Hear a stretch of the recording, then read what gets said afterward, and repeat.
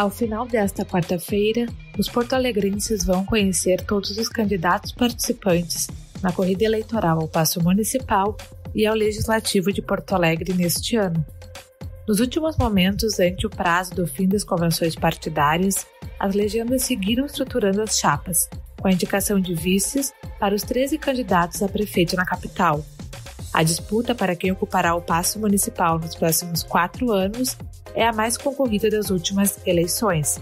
Neste ano, poderemos ter 4 chapas a mais do que na eleição de 2016, quando foi registrado 9 concorrentes a prefeito, e 6 chapas a mais do que em 2012.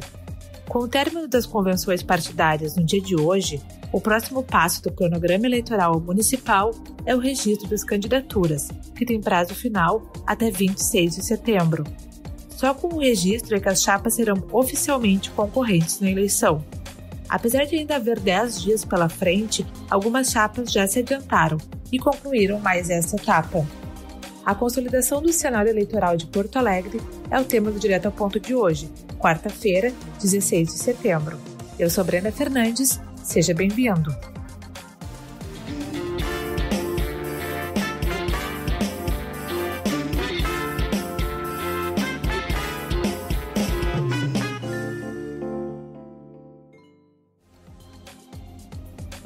Por conta da pandemia por coronavírus, o cronograma eleitoral para as eleições municipais está sendo atípico.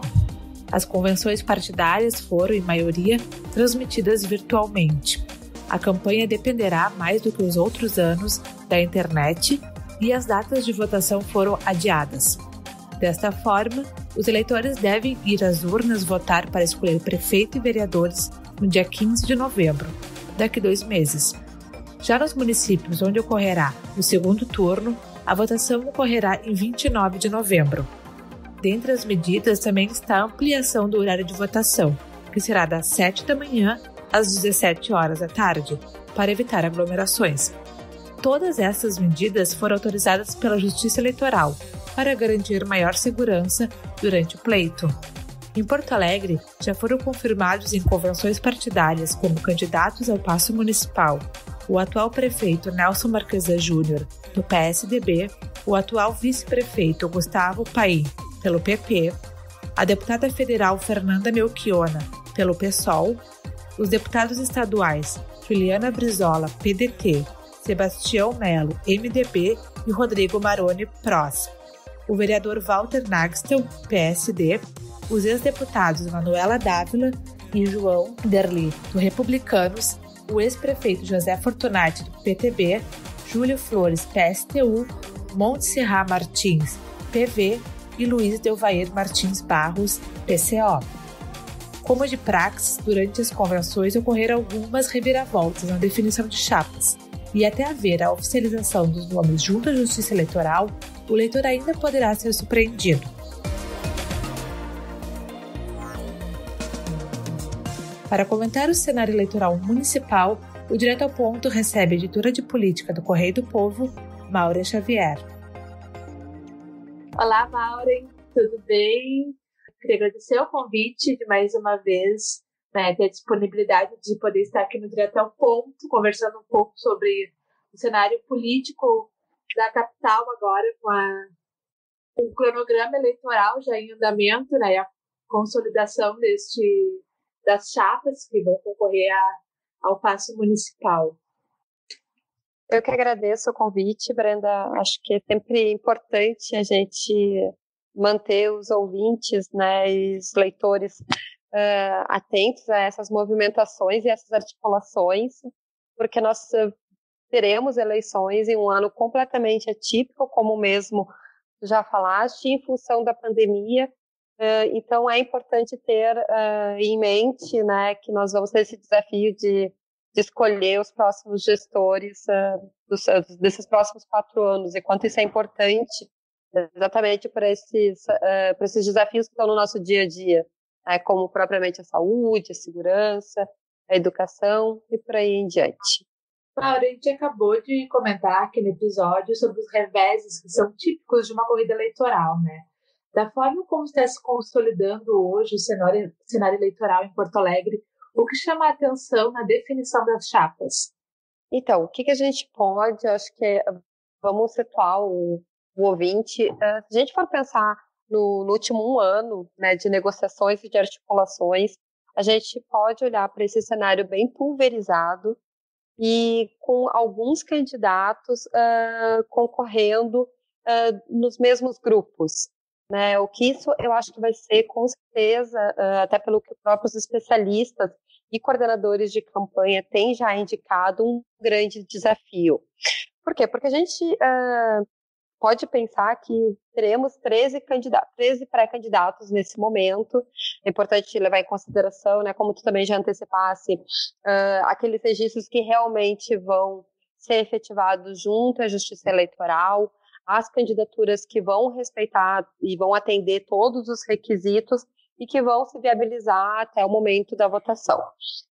Porém, o que a gente pode dizer em comparação a esse 1 ano atrás, para a gente ter um ponto de partida? Tinha uma grande negociação, por exemplo, em Porto Alegre, em volta de uma frente de esquerda.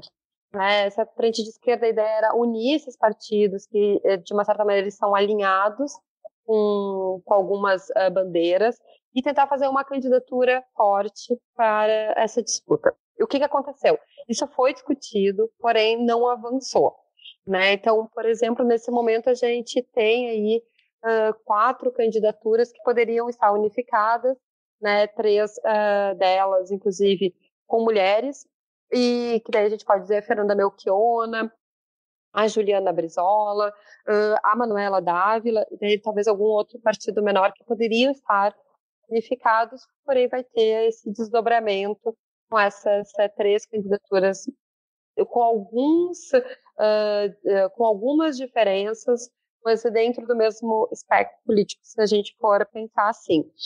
Ao mesmo tempo, a gente tem uma novidade, né, porque principalmente quando a gente pensa na eleição de Porto Alegre, nós viemos de 16 anos de um governo da Frente Popular, do PT, depois nós viemos com mais governos do MDB e PDT, MDB, por agora o PSDB. Então, tem essa diferença, então tem esse movimento do PT, que é tradicional em Porto Alegre, no sentido de reconquistar ou de retomar o passe municipal. E pela primeira vez, né, nessa trajetória aí das últimas praticamente 4 décadas, o PT abre mão de ser a cabeça de chapa, indica o vice na chapa com a Manuela Dávila, que já concorreu em Porto Alegre, que já tem um histórico, que já tem também, vamos dizer assim, a candidatura dela já tem uma certa musculatura. Então vai ser bem interessante ver o movimento da candidatura da Manuela nessa eleição. Teve a convenção no final de semana, já deu para ver um pouco essa linha, e também ela batendo muito a questão de estar no segundo turno. Então, esses são alguns movimentos que a gente já consegue acompanhar. A própria Juliana Brizola e a Fernanda Melchiona, elas vêm com uma candidatura também bem interessante para ver essa questão. Por quê? Especificamente da Juliana Brizola, porque ela já é uma candidatura focando 22, né? Faz parte de uma articulação nacional do PDT, do PSB, e que ontem teve, inclusive, o apoio da rede numa articulação também nacional. Isso está focado em ter já essa projeção 2022. E nós temos a Fernanda Melchiona do PSOL, né, uma candidatura também de esquerda, mas o PSOL já teve na última eleição com a Luciana Genro, e nesse momento, né, ela vem para contribuir nesse corpo. E daí depois nós vamos ter aqueles grupos que eu vou te chamar de grupos que vão vir com chapas puras, né, em que o partido não fez coligações, né, e que isso é um movimento que já era previsto pelos cientistas políticos, analistas políticos, em função do fim da coligação na majoritária. Né? Quer dizer, essas coligações que elas estão acontecendo nas majoritárias, né, que é o cargo de prefeito e de vice, elas são mantidas, porém na proporcional, que é aquela que vai eleger os vereadores, isso não vai acontecer. Eu tinha, assim, essa expectativa de que muitos partidos fossem lançar os seus candidatos na majoritária, para ter essa força também nas proporcionais, que são os vereadores de Porto Alegre. Então, a gente pode, por exemplo, assim, em meio ordem alfabética, né? A gente tem o Republicanos com o João Derli, que vem em chapa pura. Nós temos o PSTU em chapa pura com o Júlio Flores. O PCO com o Luiz Barros também em chapa pura. Depois nós temos o Rodrigo Maroni, que é deputado estadual do PROS. E Walter Nagelstein, do PSD, também, ele vereador de Porto Alegre. Essas são as chapas puras, que trazem um pouco, né, de talvez trazer algum elemento novo para a eleição e que também, dependendo do andamento das suas candidaturas, vão acabar puxando alguns votos. E a gente tem uma concentração, acho bem interessante citar isso, porque tem alguns analistas que dizem que a eleição tem vários candidatos, porém ela acaba sempre circulando ali naqueles três frentes muito fortes. E daí eu acho que tem uma coisa que realmente é marcada que foi principalmente marcada por uma intensa negociação, em especial nesses últimos meses, que é esse espectro, vamos dizer assim, que mescla um pouco de situação e um pouco de direita. Tá? Situação, nós temos o prefeito Nelson Marquesan, que está concorrendo à reeleição pelo PSDB, não é a chapa que ele foi eleita com o PV, que inclusive acabou rompendo do governo. Então, a gente tem essa articulação acontecendo. E é uma candidatura que, por ser a atual, ela traz consigo, né, vários elementos de talvez uma rejeição maior, vai ser o alvo das demais candidaturas, e além disso ele está com um outro processo que a gente vai falar depois, né, na Câmara de Vereadores. Mas eu queria falar desses outros partidos que eles vão acabar, de uma certa maneira, dividindo, né, o mesmo público. E aí que teve boa parte dessas negociações. Que ela envolve quem? O Gustavo Paim, vice-prefeito de Porto Alegre atualmente, né, mas está com essa ruptura com a atual gestão. Ele é progressista. Ele lançou a candidatura dele há praticamente um ano. Já vinham trabalhando com o nome dele. E na sexta-feira da semana passada teve um grande revés. Ele anunciou que ele não ia concorrer nessa tentativa de evitar essa fragmentação de nomes que fossem gerar um segundo turno entre o atual prefeito e algum candidato da esquerda. Porém, no dia seguinte, no sábado, teve a convenção, né, e teve um movimento de lideranças do partido. A gente precisa levar em consideração também que, focando 2022, de garantir a candidatura dele. Eles fizeram esse apelo, um apelo que foi puxado pelo senador, que é a liderança do PP, que é o Luiz Carlos Reis, também pela bancada federal. O Gustavo Paim aceita esse desafio e volta para a disputa. Porém, é preciso levar em consideração que antes dele desistir, ele já tinha o apoio do PRTB, que parece ser um partido, vamos dizer assim, pouco expressivo, mas ele é o partido do atual vice-presidente da República, Milton Mourão. Então, ele tem uma força, mesmo que a sua estrutura seja menor de representatividade. E também o Avante. Nesse movimento que o Gustavo Paim fez de recuo e de retorno, ele perdeu o PRTB, que anunciou apoio ao Sebastião Melo, que é o deputado estadual, e agora há pouco a gente teve informações de que o Avante, partido da sua presidente, a Carmen Santos, deve compor a chapa com o Gustavo Paim nessa disputa. Mas acabou, né, bagunçando, até porque o PP é um partido com representatividade, então ter esse apoio seria importante, o que gerou, né, um movimento feito por outros dois candidatos. José Fortunati, ex-prefeito de Porto Alegre, que comandou pelo PDT e agora ele está no PTB.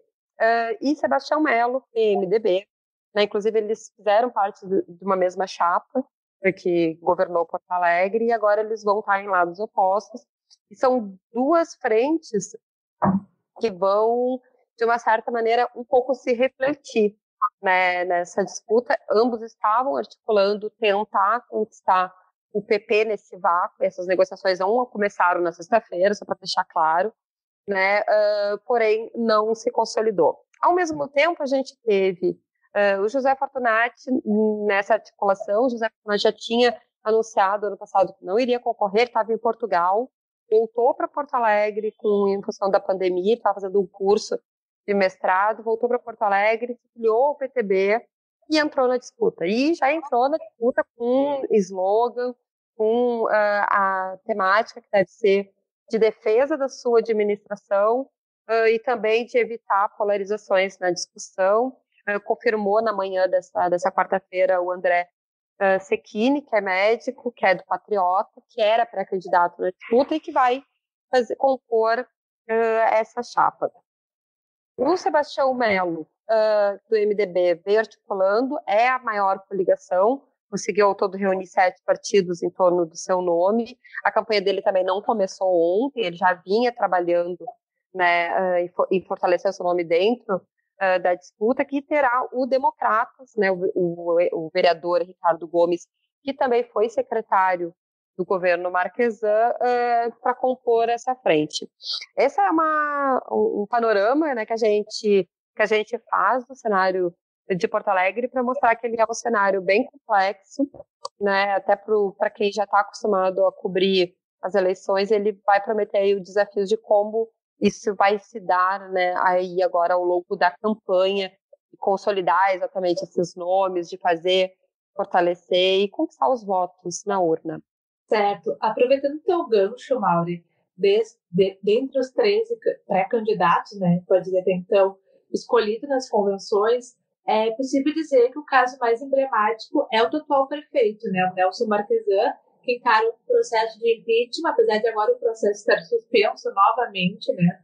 Como a gente pode avaliar a interferência deste caso judicial na disputa eleitoral? O que a gente pode imaginar nesse momento, né? Tem 2 frentes que correm nos bastidores, que esse processo ele é uma faca de 2 gumes.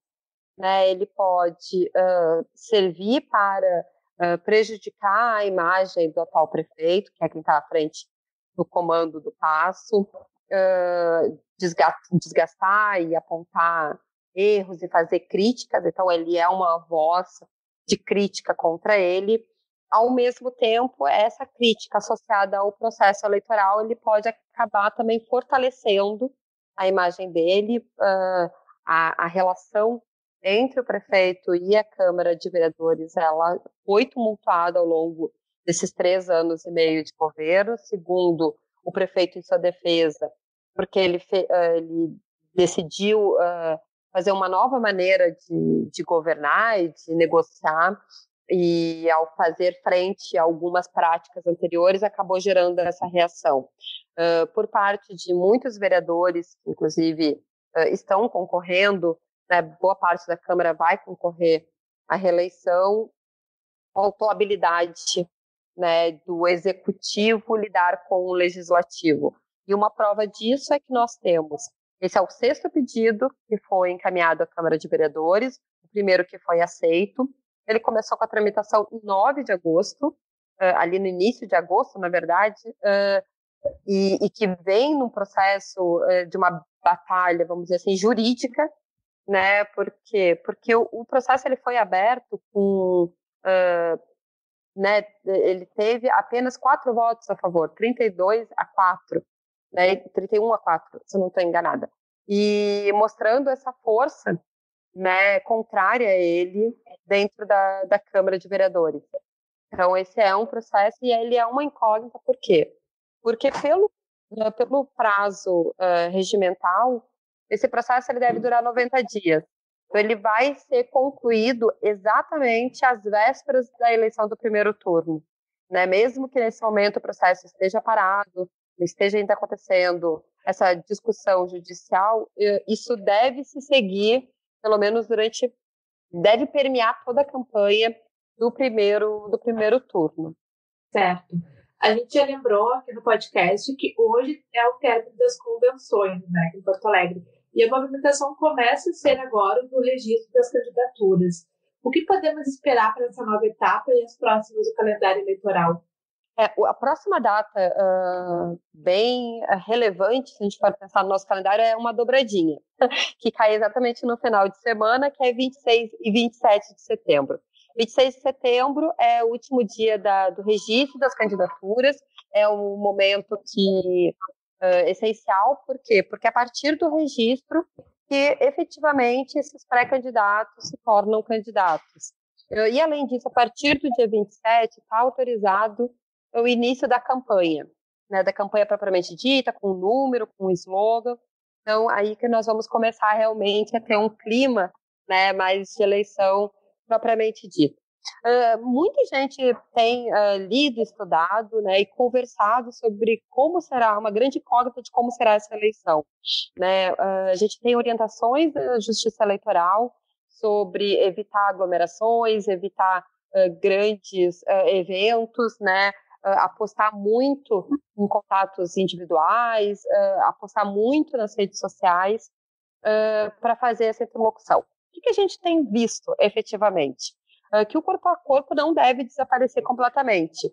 Talvez ele vai acontecer de uma maneira mais modesta, um pouco menor, mas ele não vai deixar de acontecer.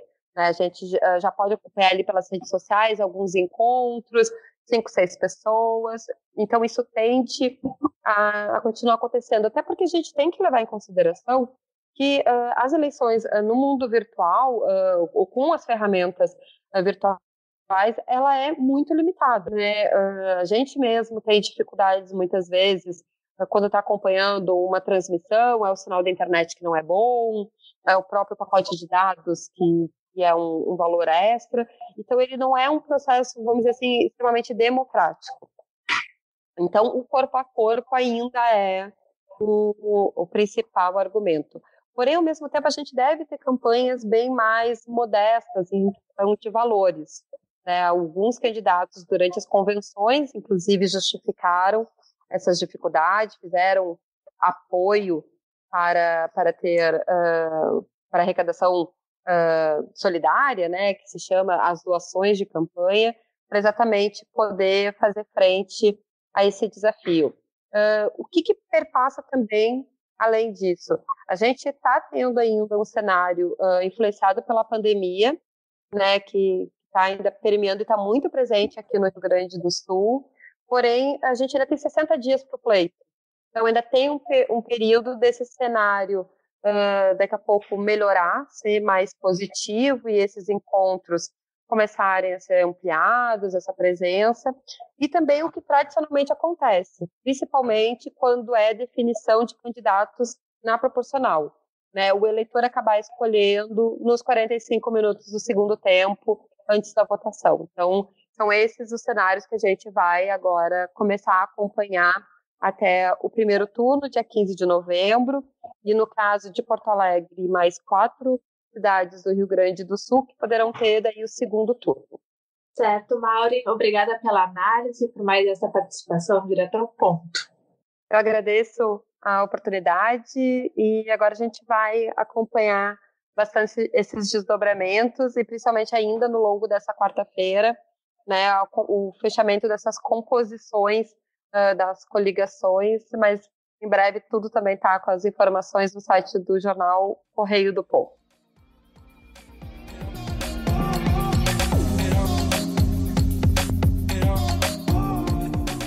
O Direto ao Ponto de hoje fica por aqui.